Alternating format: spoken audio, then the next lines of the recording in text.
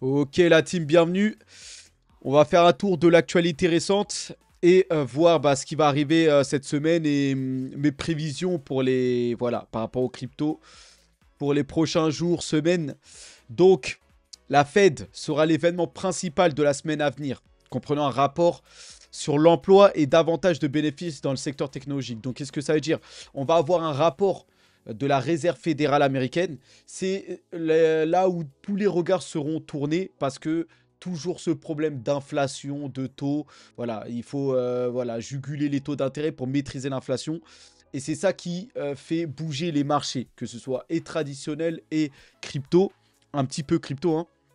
Et là, on a aussi davantage donc, de bénéfices dans le secteur technologique. On va avoir d'autres événements là par rapport aux résultats des entreprises américaines. Là, on est en pleine saison des résultats et les entreprises dévoilent leur chiffre d'affaires, tout ça. En général, c'est plutôt bon, hein, la saison des résultats des entreprises américaines, parce que la plupart dépassent les attentes et bah, ça contribue à alimenter à la hausse les actions.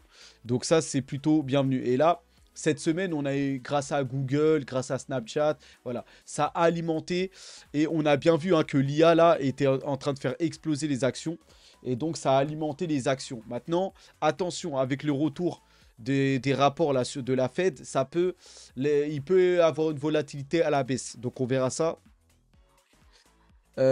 Surtout qu'on a une autre chose là qui nous inquiète là. Ici, on a le président ici là, ce monsieur, le président du Forum économique mondial, qui s'appelle Borg Brand et qui déclare que nous n'avons pas vu ce type de dette depuis les guerres napoléoniennes, pardon. Et donc, on a une dette abyssale au niveau mondial. Tous les États s'endettent de plus en plus. Et bah, on craint une implosion des marchés. En fait, quand on pense dette énorme, on pense que au bout d'un moment, la fête va se terminer et tout va se cracher. Donc maintenant, malheureusement, on a cette épine dans le pied, on va dire, qui nous guette, cette dette qui ne s'arrête plus. On se demande jusqu'à où elle va aller, comment on va faire pour la rembourser, voilà, on a l'impression que c'est un trou sans fin. Il faudra rester prudent par rapport à nos investissements, par rapport à tout ça. Donc, ça, c'est quelque chose qui inquiète beaucoup. Sinon, pour revenir dans l'actualité plus récente, bah voilà, hein, les élections présidentielles américaines qui commencent à battre de l'aile. On s'approche de novembre et de cet événement crucial, hein. Parce que là, on ne parle pas d'élections, voilà, sans respect hein, aux autres pays, mais d'élections, je sais pas moi, en Colombie ou d'élections, je sais pas, du Kenya ou de choses comme ça. Là, c'est les élections américaines. Et les États-Unis, c'est voilà, c'est eux qui gèrent la finance mondiale, on va dire. Enfin, voilà, tout se passe là-bas. En tout cas, c'est eux qui jugulent la finance mondiale. Et là, voilà, cette élection pourrait tout changer, aussi bien au niveau des guerres que tout ça. Et voilà. Et là, qu'est-ce qu'on a dans les sondages? Le président Trump qui mène Biden à 49% contre 43 dans une course à deux. Et le président Trump mène aussi Biden à 42-33 en incluant les candidats du tiers parti.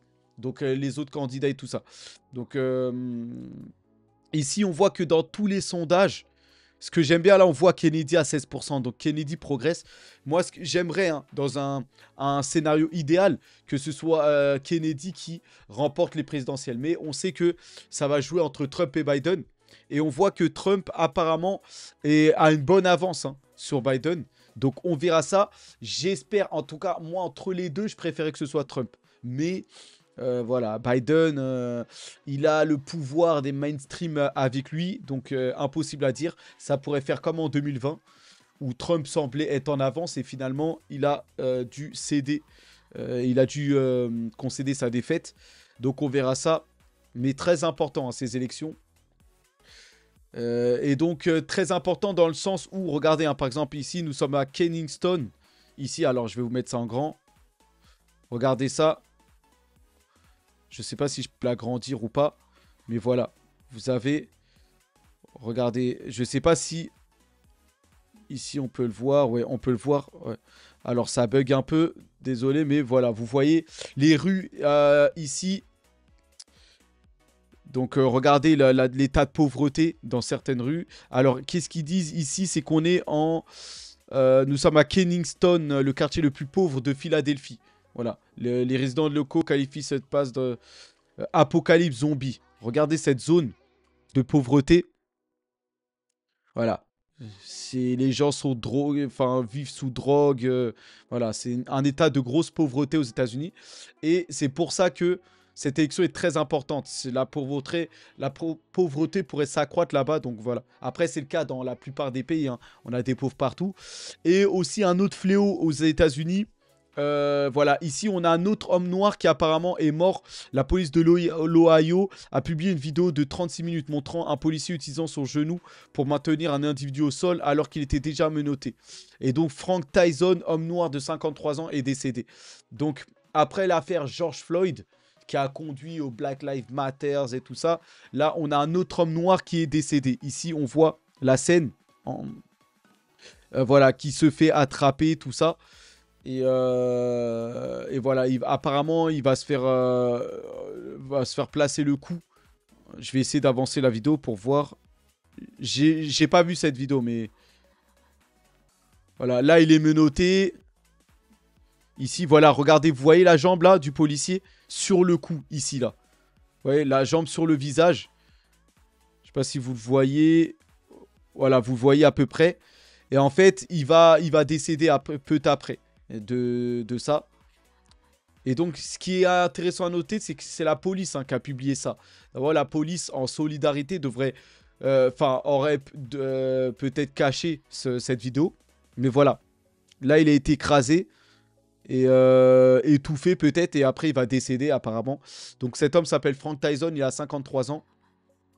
Et donc, voilà. Voilà, et ça continue tout ça. Et ça va encore créer beaucoup de tensions aux États-Unis, tout ça. Donc voilà. Dans d'autres actualités, Elon Musk qui est en visite surprise en Chine. Donc son jet privé a été repéré et on a bien constaté qu'il était en Chine puisqu'il a rencontré, voilà, ici Li Qiang, le ministre des Affaires, je sais pas, étrangères peut-être, je sais même pas, mais un des ministres.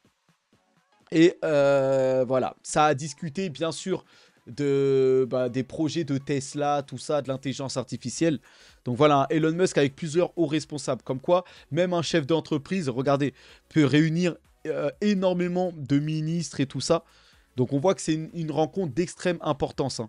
On voit que les Chinois, là, n'ont pas fait les choses à moitié. On a plusieurs ministres. C'est une visite diplomatique, les limites. Alors que Elon Musk est seulement, normalement, un chef d'entreprise. Mais là, on voit toute l'importance. Pourquoi? Parce que, voilà, Elon Musk, ici, est en Chine pour un voyage pour discuter du déploiement du logiciel complet d'autoconduite de Tesla. Donc là, on parle de conduite autonome des véhicules électriques.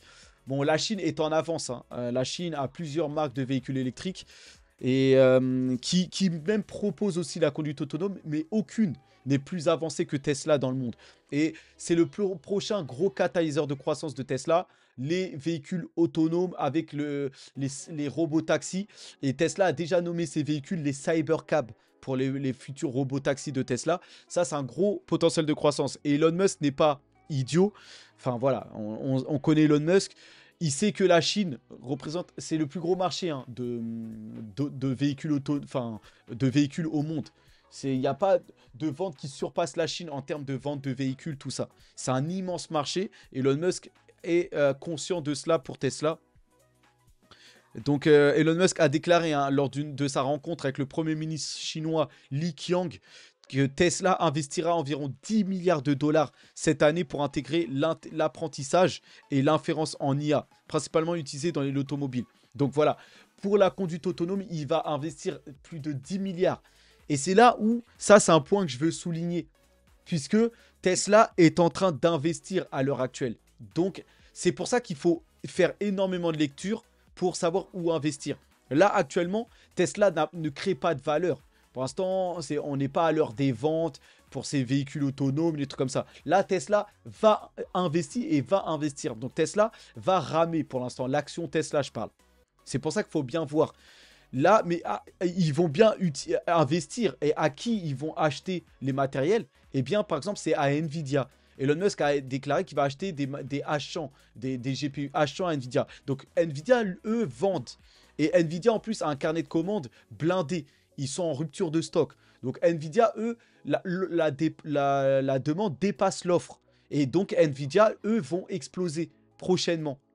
Et donc, en fait, c'est pour ça qu'il faut bien faire de la lecture pour savoir qui va exploser à court, moyen terme et à long terme. Donc, pour le moment, moi, je repousse mon investissement sur Tesla. Je n'investis pas encore sur Tesla, bien que ça a bien chuté, mais l'action Tesla va continuer à ramer et voire à chuter parce qu'en ce moment, ils dépensent d'abord. Par contre, Nvidia qui est en rupture de stock, qui vend massivement, eux, ils sont en pleine dépense, en pleine vente. Et eux, ça va se retranscrire sur leurs bénéfices, leurs résultats, quand ils vont dévoiler leurs résultats dans moins d'un mois là. Et là, Nvidia risque d'exploser. Donc voilà, à court, moyen terme, c'est Nvidia qui va exploser. Parce que eux, ils vendent à tout le monde, à Tesla, à Meta, à Amazon, à Microsoft. Donc il faut savoir, il faut faire de la lecture pour essayer de se positionner et voir qui va vendre, on va dire. Donc on continue, donc voilà, Elon Musk. Il y a même apparemment, dans ces trucs d'autonome là, on voit que Tesla a la permission de transférer son logiciel d'autonomie là pour les trains AI.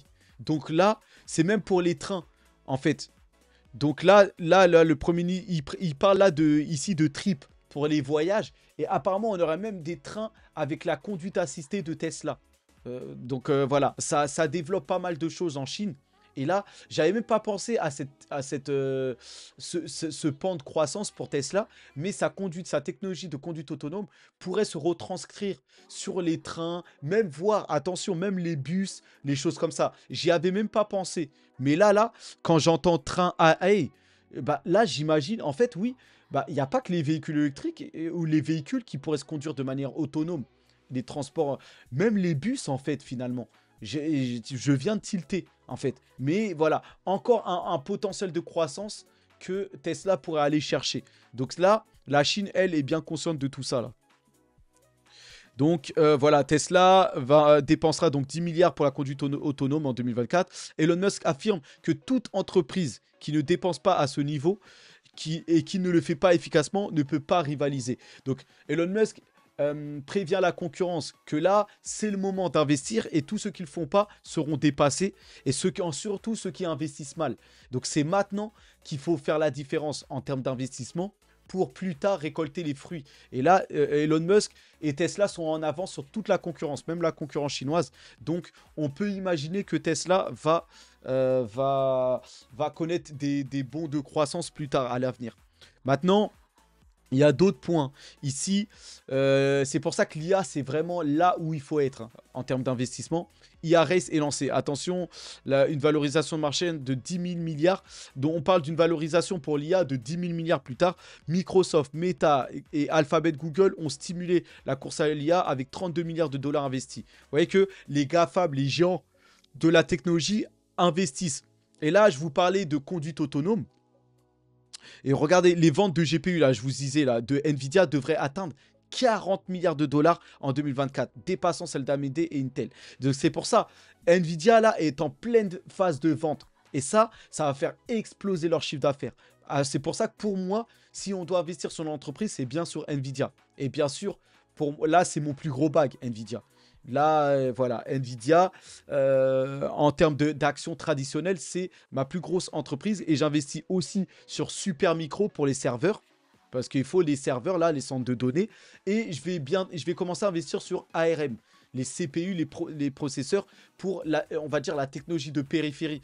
Là, l'IA pour les smartphones, les PC portables, les choses comme ça. C'est ARM qui va alimenter tout ça. Donc, il faut faire de la lecture et essayer de cibler qu'est-ce qui va apporter le plus de valeur, qu'est-ce qui va ramener de la croissance. Et là, pour moi, c'est l'IA avec Nvidia et ARM qui vont vendre les technologies pour développer l'IA. Et là, regardez, hein, on voit que tous les GAFAM sont positionnés sur la robotique. Nvidia, ici, avec Humanoid Robots. On voit que voilà, Jensen Huang a présenté une gamme de robots là, autonomes là, humanoïdes on va dire. Vous avez Google, avec IA Google, qui prévoit hein, bien sûr sa robotique aussi. Donc vous avez pas mal, Meta IA, les chatbots, tout ça. Tous, ils sont en train d'investir. Vous avez d'autres entreprises, hein, Boston Dynamics, Figure One, tout ça. Voilà, l'IA, on est en plein boom. Et ça va aller toucher les véhicules autonomes, la conduite intelligence et la robotique, les robots humanoïdes intelligents, tout ça. Donc on n'est qu'au début de cette phase. Et il faut essayer de voir sur quelle entreprise va aider à apporter cette valeur-là. Et là, pour moi, c'est ceux qui proposent les puces, les GPU, et donc Nvidia, ARM et Supermicro pour les serveurs, pour alimenter les serveurs. Donc voilà, ça c'est que mon avis, après à chacun. Donc voilà, en tout cas, ça c'est pour le milieu de la finance traditionnelle. Moi, en bourse, c'est sur ça que j'investis. Après, sur les cryptos, voilà, j'ai d'autres, j'ai Coinbase, j'ai MicroStrategy, j'ai pour les cryptos, j'ai Bitcoin, Solana, mais voilà. En tout cas, on va en reparler juste après. Et donc voilà, maintenant, en dehors de ça, dans une actualité plus maintenant internationale, géopolitique, l'OTAN et les responsables de la guerre en Ukraine face à la Russie déclarent la Chine au travers de son ministre des Affaires étrangères. Donc la Chine n'est pas dupe. Là, avec hier, l'autre jour, là, avant-hier, là, Anthony Blinken, le ministre des Affaires étrangères américain, qui est allé en Chine et qui a déclaré que bah, c'est à cause de la Chine qu'il y a ce conflit Russie-Ukraine. Et la Chine, elle, voilà, a répondu à cela, disant que non, c'est de la faute de l'OTAN surtout. Et derrière, les États-Unis, bien sûr. Voilà, c'est eux les responsables de la guerre. Parce qu'ils ils continuent à s'étaler de plus en plus et à marcher sur les terres de la Russie, on va dire. Donc voilà. Maintenant, les Russes, justement, les avoirs russes, on a eu des avoirs russes gelés. Hein. L'Occident a confisqué des avoirs russes et les ont gelés, les ont suspendus. Ça représente plusieurs millions. Et là, les avoirs russes gelés en Occident doivent rester intacts. Sinon, il y aura une réponse sévère au vol occidental. Donc, voilà, les Russes sont conscients que leurs avoirs ont été gelés, ont été confisqués, mais ils menacent, ou en tout cas, ils avertissent que les Occidentaux qui ont pris les avoirs russes n'ont pas intérêt à les voler ou les confisquer de manière définitive. Sinon, il y aura des répercussions. Parce que voilà, pour la Russie, ça sera un manque à gagner de plusieurs millions. Donc là, on a la ministre des Affaires étrangères, Maria Zakharova, qui avertit, en tout cas, de cela. Donc voilà, et donc maintenant en Europe, hein, plus vers l'ouest de l'Europe, énorme, donc le Time hein, a évoqué bah, la convocation d'Ursula von der Leyen hein, en Belgique. Le 17 mai, elle est convoquée. Elle va faire face à Florian Philippot, à quelques États, par rapport aux histoires des SMS échangés. Voilà, on veut la vérité par rapport au Covid. Et elle, apparemment, avec ses SMS, avec le PDG de Pfizer, il y a beaucoup de vérité, il y a beaucoup de choses qu'ils savent et qu'on aimerait savoir. Et donc, elle est convoquée au tribunal. Et même The Time, le célèbre magazine, parle de cette affaire-là. Ça, c'est une petite actualité people. Mais bon, nous, ce qui nous intéresse, et là, c'est par exemple la destruction de la France qui est en marche par Macron. Macron qui est prêt à ouvrir le débat d'une défense européenne comprenant l'arme nucléaire. Donc, Macron est prêt à vendre l'arme nucléaire française voilà, à l'Europe, à cette organisation militaire. Donc ça, c'est une trahison. Et voilà. Voilà, c'est un transfert des forces nucléaires françaises à l'armée européenne. Donc Macron, de toute façon, il est engagé pour ça. Oubliez la France, oubliez les États-nations. Et bonjour, l'État, le seul État genre européen. Sauf que ça peut pas marcher. Les nations européennes ont des cultures différentes, ont des façons de voir les choses différentes. Et si on s'aligne, bah, les grands États comme la France, l'Allemagne vont s'affaiblir. Parce que si on rééquilibre tout ça, bah, ça va affaiblir, ça va entasser, ça va affaiblir. Donc, cruel ce qui se passe là avec ce président qui détruit un peu là, la France. Et donc voilà, là on a Charles-Henri Gallois qui dit que même Pétain, qui était apparemment incompétent aussi, n'aurait pas osé une telle chose. Donc voilà, Emmanuel Macron qui est prêt à transférer l'arme nucléaire française à la défense européenne. Donc très très dangereux ce qu'il fait, mais bon, on est habitué. Au Moyen-Orient, avant de passer aux crypto, le patron de l'immobilier à Dubaï affirme que les inondations ont été exagérées. Des choses comme ça arrivent régulièrement à Miami. Bon, il essaye voilà, un peu de calmer la situation. et dit que c'est des choses qui arrivent souvent à Miami, tout ça. Bon, en tout cas, ces inondations ont fait très mal, hein, à Dubaï. Et bon, on espère qu'ils vont faire les choses pour voilà. Après, ça n'a pas tellement impacté, hein. C'est vrai que c'est inondé, mais voilà, ça n'a pas tout changé, tout ça. Mais bon, en tout cas, Dubaï est confronté à ça. On verra si ils vont, qu'est-ce qu'ils vont faire pour ça. Donc, les cryptos. On est au milieu de la vidéo. N'hésitez pas, je ne le demande jamais, mais bien sûr à liker pour pousser l'algorithme et ramener de nouveaux légionnaires sur la chaîne, on va dire. Et à vous abonner, tout ça. Enfin voilà, à liker, mais surtout à vous abonner pour que ce soit plus, on va dire, je le dis jamais ça, mais il faut que apparemment je le dise, parce que certains, beaucoup, regardent les vidéos, mais ne like pas ou ne s'abonnent pas. En tout cas, merci encore pour les messages que je reçois, voilà, qui disent que je mériterais plus, que la chaîne mériterait d'être plus connue, et que voilà, que mon élocution s'améliore et qui me donne de la force. Merci en tout cas, force en tout cas à toute la communauté en tout cas. Et on continue avec les cryptos. Et là, les marchés qui sont dans le vert, ici, alors que le Bitcoin, lui, range. Et on ne sait pas trop ce que le Bitcoin veut faire. En ce moment-là, tout est retombé, hein. Les ETF Bitcoin, l'achat s'est complètement calmé, là. Plus personne n'achète. Il n'y a plus vraiment de catalyseur qui pourrait nous amener une seconde phase du bull run.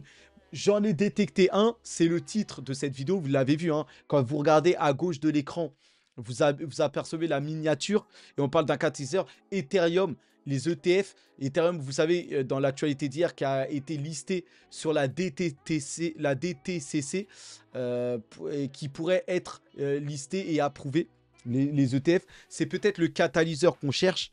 On verra ça. Et donc, les marchés qui se sont repris, qui sont dans le vert. Maintenant, c'est un simple rebond, puisque dans la semaine, vous voyez que c'est plutôt mitigé et c'est plutôt rouge, si on prend dans la semaine. On a que, bien sûr, comme d'hab, c'est les mêmes coins, comme PP ou Bonk, qui alimentent voilà, qui sont dans le vert. Mais voilà, un retour de NIR, on verra. Moi, NIR, c'est pas trop une blockchain que j'approuve. Pour moi, il recopie beaucoup, il faut que de copier sur Ethereum, tout ça. Mais bon, on verra ça. Et donc, voilà. Et donc voilà, là ça s'est un peu repris donc on va examiner ça. Là pour ce qui est, on va dire si on devrait prendre une raison optimiste, on pourrait dire que Bitcoin pourrait assister à une répétition du rallye parabolique de novembre 2020 au milieu d'une compression maximale des prix. Et donc ici on a une analyse qui dit simplement que on pourrait répéter le scénario de 2020. Après quand on regarde dans les faits, on voit que Bitcoin suit plutôt le rallye de 2017, mais bon. En tout cas, là, c'est pas trop la tendance. Même si, quand on regarde le chart ici, on dit que la prochaine hausse du Bitcoin sera initiée lorsque cette tendance baissière du RSI se brisera. Et donc, on est tout proche, hein. Ils disent que quand on va casser la ligne rouge, mais on s'approche justement de casser ça. Vous voyez qu'on est tout en bas là. Et on va casser cette ligne rouge comme les fois précédentes. À gauche ici, au milieu on avait cassé ça. Et même encore plus à gauche ici, on avait fini par casser ça. Ici on dirait qu'on est proche, hein. Ça se joue à quoi? Quelques semaines, un mois. Mais on y est sur le point là. Donc qu'est-ce que ça veut dire? Que dans quelques jours, un mois, on va exploser. C'est ce que peut-être nous révèle ça. Et donc on verra ça. Ça, c'est dans un scénario haussier. Maintenant, là, on est plutôt dans un scénario baissier. À l'heure actuelle, il n'y a plus de catalyseur. Le marché est à plat. Les volumes sont retombés. Et là, ici, dernier avertissement. Alors que le Bitcoin fait face à une capitulation. Donc là, on a des analystes apparemment voilà, qui nous disent qu'il faut absolument... Ils nous lancent un dernier avertissement. Comme quoi, il faudrait vendre avant que ça implose et que le Bitcoin aille à la baisse. Donc on nous avertit de sortir avant qu'on perde de l'argent ici. Et donc voilà, les baleines Bitcoin disparaissent. Donc tous les gros portefeuilles là qui peuvent injecter et investir pour faire pumper le prix du Bitcoin, là dans les dernières données, on voit que là les marchés là, il y a, comment dire, il y a une disparition là des gros portefeuilles. Tout le monde a arrêté d'investir. Les baleines là ont disparu. On se demande qu'est-ce qui se passe sur le marché de la crypto. Donc pour le moment, c'est le calme plat, mais attention, hein, la hype sur la crypto, ça peut arriver et réexploser à tout moment. Donc moi, je vais rester exposé. Je vais en profiter si je peux pour accumuler du Bitcoin, tout ça. Mais bon, ça se trouve, ça va même descendre ou ça peut partir, exploser d'un coup. C'est compliqué à dire. Donc le Bitcoin a-t-il atteint son sommet? Peter Brand signale la fin potentielle de la course haussière. Là, on a Peter Brand, donc voilà, peut-être une personne assez reconnue dans le milieu de la finance qui dit que c'est la fin du cycle haussier. Moi, en général, quand je vois ce genre d'article, pour le coup, ça me hype. Ça veut dire qu'il faut que j'achète et parce que ça va exploser. On connaît hein, ces articles-là. En général, quand on nous dit de sortir, c'est que ça se prépare à quelque chose. Et justement, on a vu des gros déplacements là, des baleines qui déplaçaient énormément de stablecoins, USDC, tout ça. Donc ça se prépare à un mouvement massif et ça pourrait arriver dans les prochains jours. Donc faut voir, rester prudent par rapport à ça. Par contre, voilà, là, par exemple, on a lancé un directeur de Grayscale qui prédit une baisse du prix du Bitcoin à 52 000 $. Donc, ça serait une belle chute. Hein. Ce qui est possible. Hein. Le problème, c'est que quand le marché là, est dans cette phase-là, là, sans catalyseur réel et à plat, on peut d'un coup se mettre à chuter. Vous voyez? Donc, c'est risqué, mais c'est possible. Donc là, franchement, à court terme, tout peut se passer. Hein. On peut avoir une belle chute encore comme on peut se faire surprendre et partir fortement à la hausse. Là, pour le coup, j'ai pas d'idée d'habitude. Je suis plutôt bullish et tout ça. Mais à court terme, voilà, les cryptos, c'est à plat là en ce moment. Donc voilà. En attendant, il y a les développements continus. Ici, regardez un hackathon pour Stacks, qui est une couche 2 sur le réseau du Bitcoin qui va tenir un événement. Et vous voyez qu'il y a beaucoup de monde. Hein. Ça fait la queue, tout ça, comme vous voyez.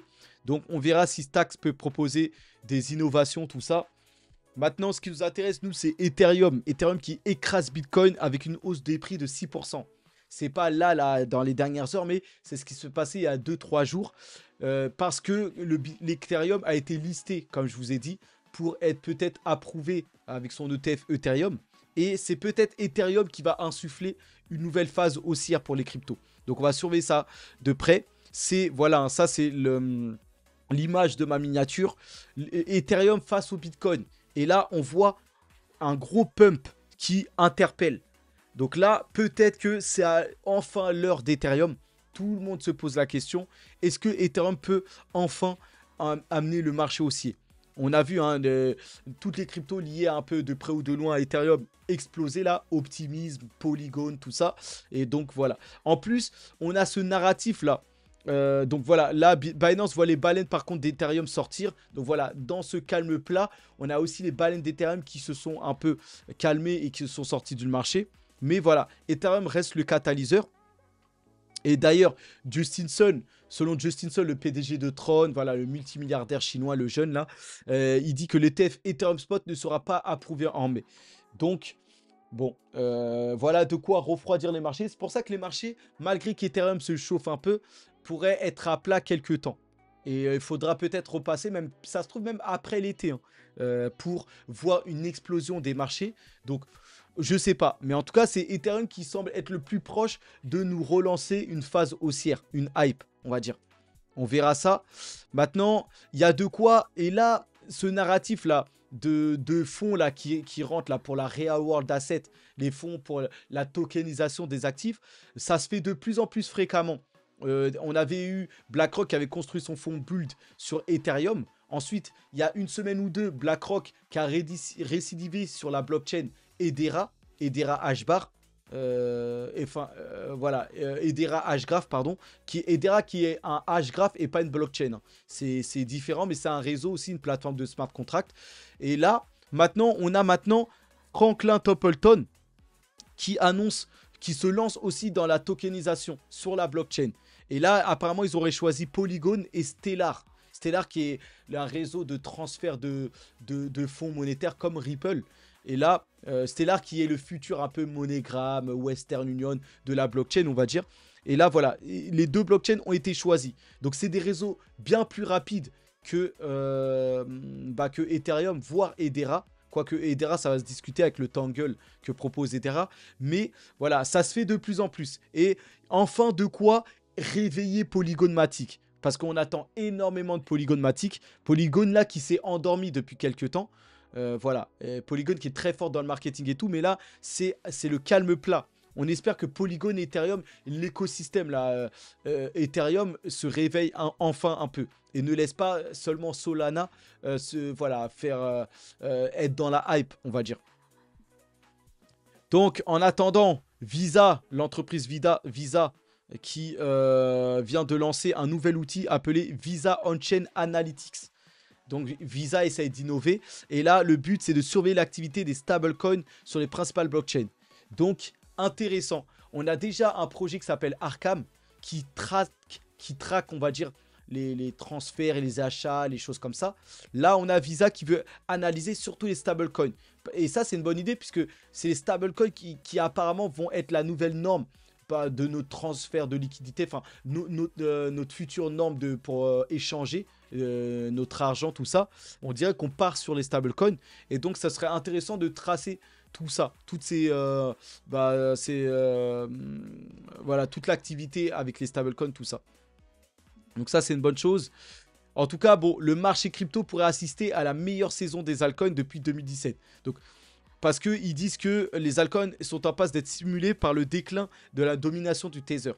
Donc, apparemment, le Tether, les gens vont commencer à vendre leur Tether pour acheter de la crypto et des altcoins.